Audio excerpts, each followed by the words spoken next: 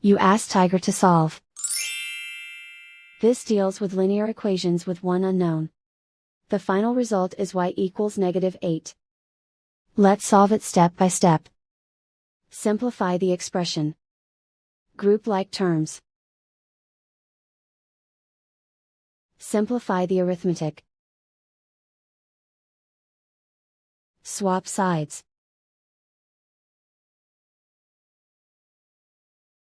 Group all constants on the right side of the equation. Add 5 to both sides. Simplify the arithmetic.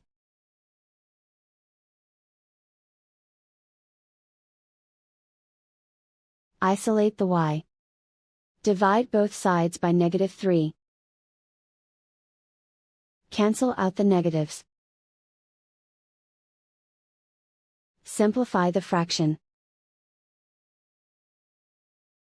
Move the negative sign from the denominator to the numerator. Find the greatest common factor of the numerator and denominator. Factor out and cancel the greatest common factor. And so the final result is y equals -8.